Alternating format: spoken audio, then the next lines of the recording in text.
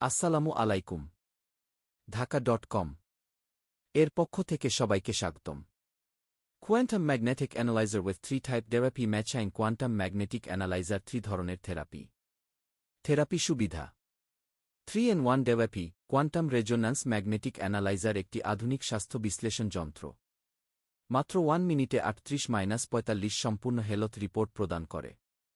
এটি 85% পর্যন্ত নির্ভুল, নিরাপদ ও নন-ইনভেসিভ।